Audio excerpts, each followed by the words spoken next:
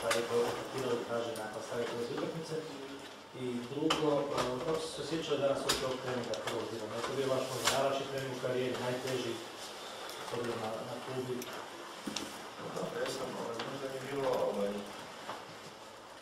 Ja sam bilo puno lakše recimo nego jučer. Kad sam se opraštao sa Lokomotivom koja je bila najveći krivo što sam ja danas imao poziv kojima sam bio. Ono što se dogodilo između mene i ekipe Lokomotive u tih mjeseci i pol dana, to je što mi se nikad u životu dogodilo, da sam takav simbioza se dogodilo u tih mjesec dana, da smo na taj način odreagirali i ja prema njima i oni prema meni, da smo napravili tako sjajan rezultat, na kraju to me dovelo ovdje. Pa nisam imao tako veliku tremu kao što možda sam imao veću na prvom predstavljanju ovdje, jel? Međutim, kažem, iza mene je puno godina klupe i ulazka u slačionicu i 27 priprema u životu, tako da nisam osjećao.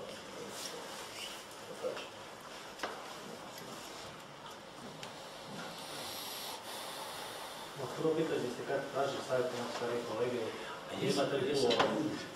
Jesam, neću ih imenovati, ali jesam, naravno jesam.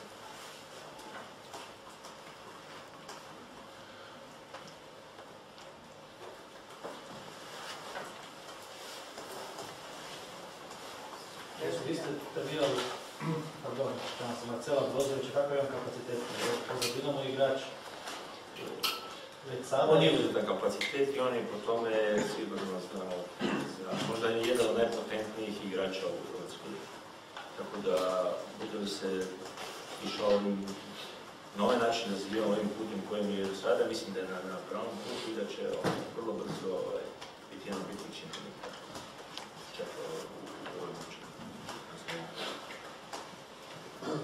Kakav stav u vezi Mateja Kovačića, bio sada recimo nominalno u toj drugoj ekipi, u jesenskom dijelu sezone koji učin ga puno koristio, da ćete vi možda malo dozirati ili istim tempom? Kovačića? Nije bio drugo mučin.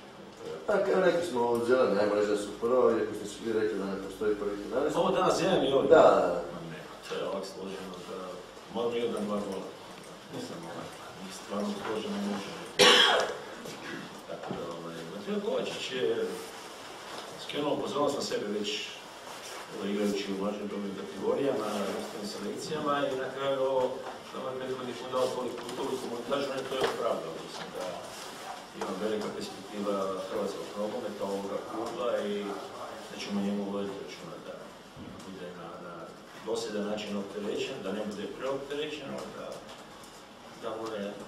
da mu ne budemo smetni na putu njegovog razvoja. Očekujete u principu da će dosta prije? Da. Je plemeniti igrač koji zna igrati, koji ima dubinu, koji ima rješenje 1 na 1, koji vidi dugo. Tako da Brava ima još on protvrdi na telefonu. S kojih će za to vrijeme neće se možda zamisliti na visokom nivou. Čak i za reprezentaciju mislim da će on se možda prije sigurno u krugu razmijeniti. Postoje možda neki igrači koji najviše očekujete možda top 3? Gledajte, ja svi očekujem da oni malo da se oni malo podignu, da kroz to i momčad pruža bolje igre.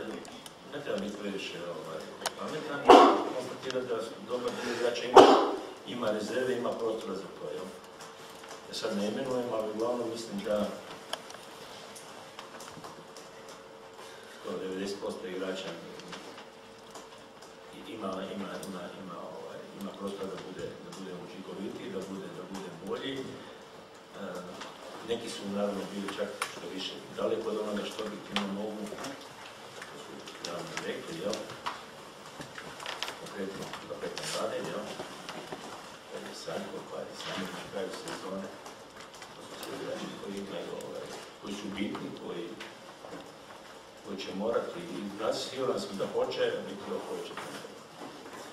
Više što nas čeka Europsko prvenstvo, gdje je naša reprezentacija učesnik, gdje naši igrači, dobar dio igrača i u krugu reprezentativaca, to je još jedan novi moment, znači jedan novi poticaj, jedan ima optimizam, nije bez osnova. Još jedno pitanje, vidim da su oba dvije ekipe igrali u sustavu 4-2-3-1, znači odavno ste definitivno taj sustav. Dobro, rekao sam da je u sustavu bitna je koncepcija na koji način se igra i što želimo. Naravno da ona igrača traga 4, iz toga kasnije izlazi da li imamo 4-2-3-1, da li je to 4-3-3, da li je to 4-1-4-1. Uglavnom, to će biti osnovno. Jeste kapetan ostaje nominalno Bišća pa vadi da će tu nešto možda promijeniti? Ne, neću ništa zatražiti da su oni da potezu promijeniti. Kako je sam iz Bišća? Bišćan je danas krenuo trening, iako u početku treninga je izrazio bojazan. Dakle, sa loptom nije bio, ta operacija je bila vrlo zahtjevna. Što je vrlo predano radio i pripremio se i tako sam ih probao. Dakle, to je uvodni dio ili taj kontakt sa loptom, pa ćemo vidjeti da želi, pa da hoće bio je odraditi 15 minuta, pa smo malo svijetli boli u leđima, pa smo onda malo poslobodili. Pa ćemo ga malo tu dozirati, biti malo oprezni, ali mislim da nadam se i želio bi da imamo volju, da nam se kapetan vrati.